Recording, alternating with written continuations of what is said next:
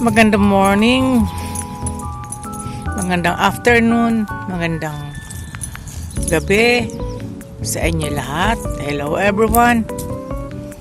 Ito na naman ako. Bagong day, a blessing day, at napagana ng weather na sa California, San Diego. Napakainit, kaya nakasuot ako ng sunglasses. So sana nasa mabuti kang kalagayan sa lahat ng oras. Tulad ko, medyo stress pero okay lang, part ng buhay yung stress. So I'm on the way now with the dog. Where are you, Kiko? Where are you? I'm looking the dog. He's just under my feet. He's the dog. Yeah. Supposed to be aalis na ako sa March 6 pero na-extend ng mga anak ko yung pag-alis ko dahil gusto pa nilang magtagal pa ako na hanggang middle ng March daw. Sabi ko, hindi na pwede dahil gusto ko na umuwi ng Germany. Kaya hanggang March 7. March 7, alis na ako ng San Diego. Balik na uli ako sa Sydney at doon naman uli ako ng few weeks then uuwi na ako sa Germany. Yeah, that's just nice. Itong weather na ito nakaka-enjoy. Pag nakikita ko yung araw na ganito, napakaganda. Ako'y inspirado sa araw ng maghapon. Sa isang araw at maghapon, masaya ako. So, satisfied ako na buong araw ko. Napakaganda. Sa ngayon, nandito ako sa park. So, siguro nakikita yung background ko. May mga puno. May puno, ayan. Ayan yung park sa likod. Nakaupo ako dito sa roundabout sa gitna ng park. Mayroong maraming upuan.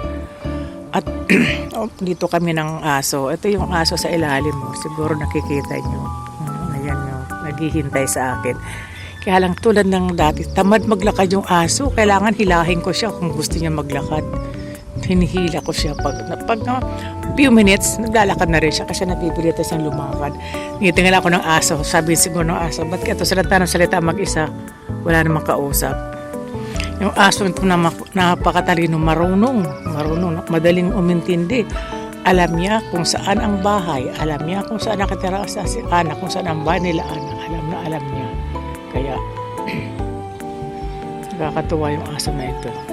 Lahat na sabihin ko naiintindihan niya. Yeah, yun ang madalas ko rito kasama yung aso sa bahay. Normally, ayoko nung mag-alaga ng aso dahil mas gusto ko yung freedom at ibang pagkakaabalahan. Kaya dito sa anak ko, wala akong choice. Dahil yung mga bata na sa school, pag nagkaalisa na sila, kasama ko na rin yung aso, kausap ko yung aso. Kasi kung sasagot nga lang yung aso, matagalan sumagot. Kaya lang talagang ganyan. So, libangan. Siguro nga, kaya napunta ako dito dahil yung asawa ng tulad ng sabi ko sa inyo, yung asawa ng anak ko ay napunta sa Texas.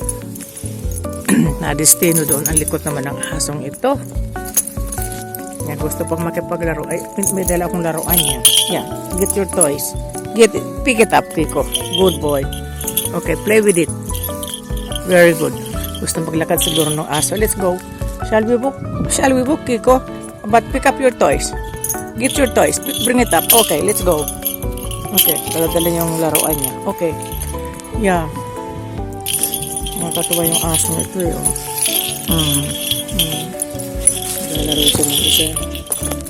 Dala niya yung laruan niya.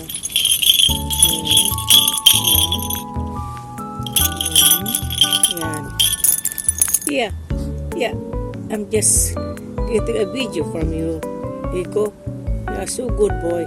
I'm telling the story. Yeah.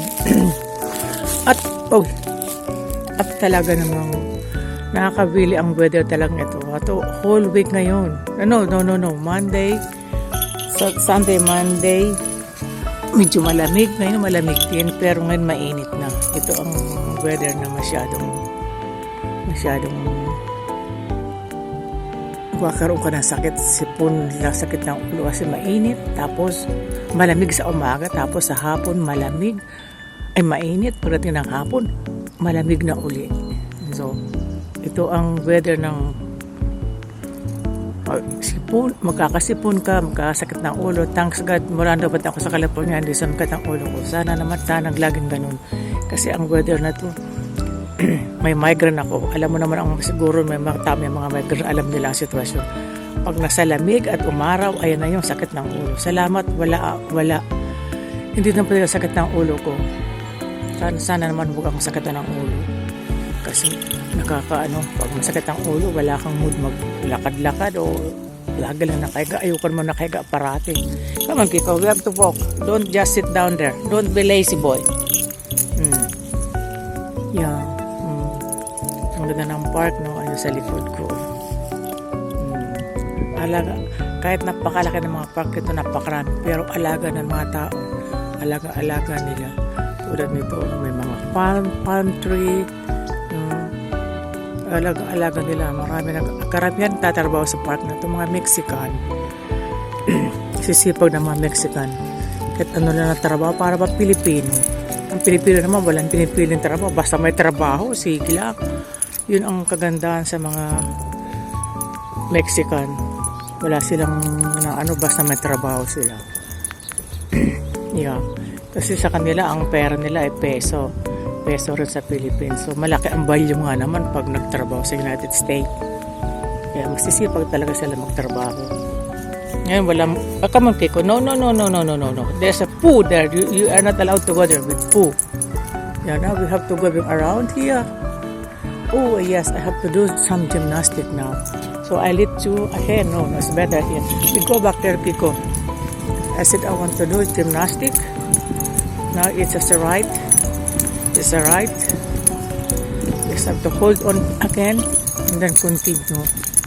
Okay, wait. Itatali ko yung aso dito sa paa ng bangko para makapag-gymnastic ako. Yeah.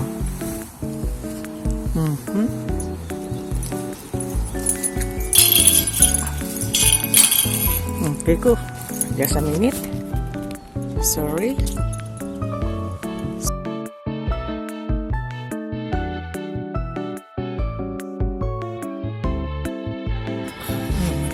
Tignan ko. Okay.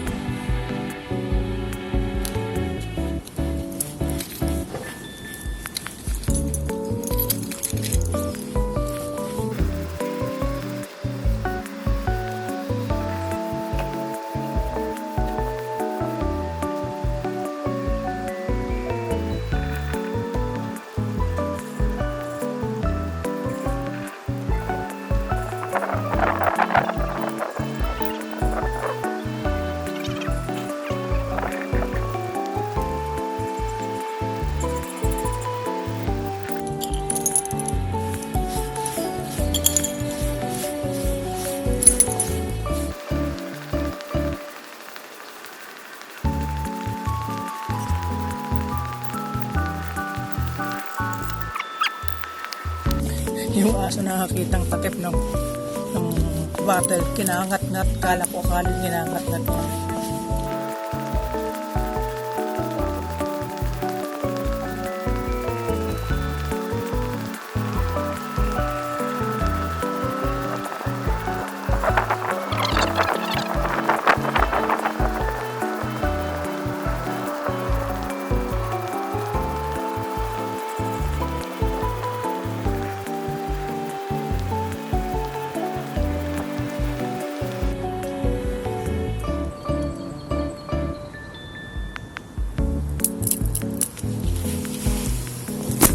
Siguro ko, tama na yun, few minutes. Okay na yun. No, 5 minutes pala. 5 minutes. Okay na yun. Even things may ginawa ako ngayong araw. Maglalakad na kauli kami ni Kiko. So, susunod naman mga viewers, sana supportahan nyo rin munting video kong ito. Kahit hindi masyadong interessant, but there are so many nice flower down there. You know, ay siguro ko, ewan ko lang kumakit yun kasi nakaano ko sa araw eh. Yeah, okay. Then susunod naman. Have a nice day. Thank you for watching. Oh, I don't know.